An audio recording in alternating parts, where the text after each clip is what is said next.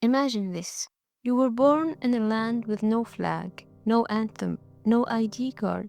No one asks you where you're from. No one stops you to see your passport.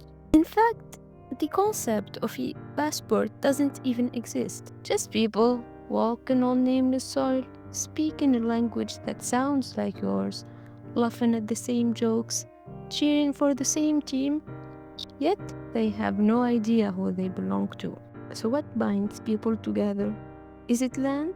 Is it language? Or is it just symbol on paper? Welcome, my fellow Maverick, to this episode where we unravel a curious puzzle. What is the difference between a nation and a state? Are we truly one nation, or merely a cluster of neighboring states? Or perhaps the whole thing is a grand illusion we've lived in since we learned to draw borders with the ruler.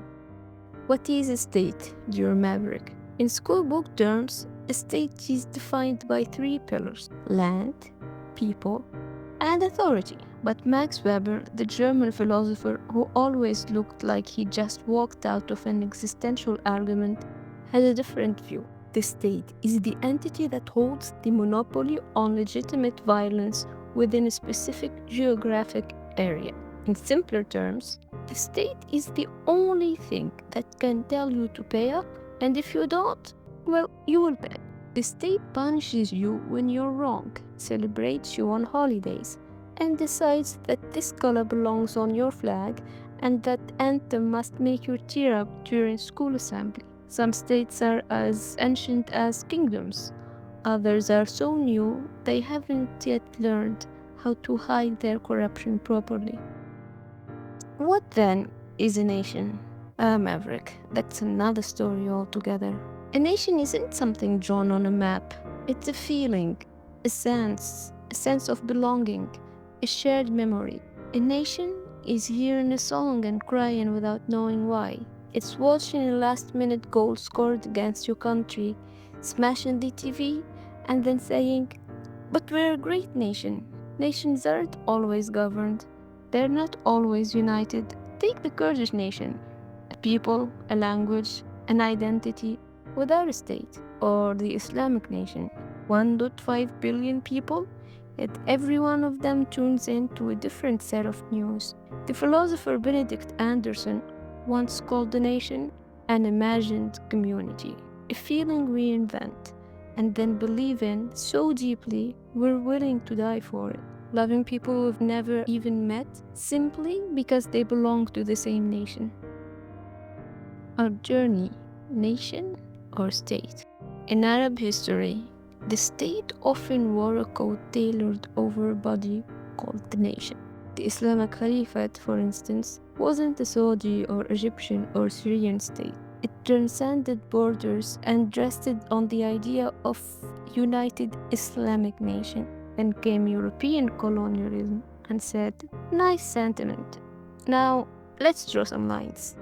Thus, modern borders were born out of the infamous Sykes-Picot Agreement in 1916, where a British and a French diplomat drew the fate of our region like a child scribbling across a page in art class. Simple question: who decided this mountain is Lebanese and that one is Syrian? Answer: a British bureaucrat who was probably sipping tea at the time. The modern nation-state. After Europe's religious wars devastated the continent, leaders signed the Treaty of Westphalia in 1648. Enter the nation-state. But this state didn't wait for a nation to form. It manufactured the nation itself. How? Through education, media, national anthems, flags, and yes, football. Yes, Maverick, football.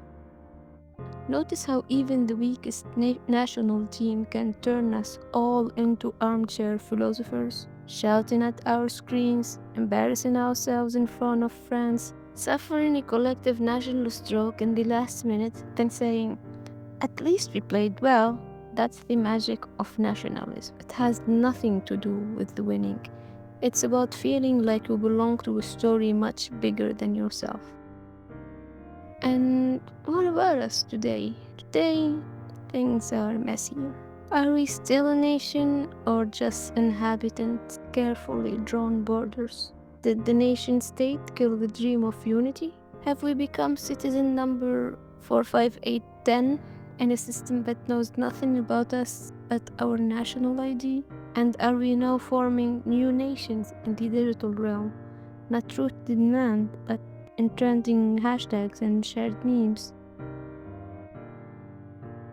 But the deeper question, dear Maverick, is the nation merely an idea and the state just a machine?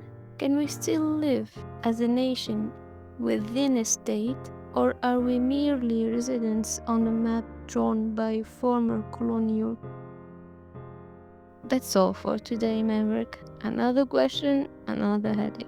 See you in another episode whenever you decide to bother us with another existential riddle.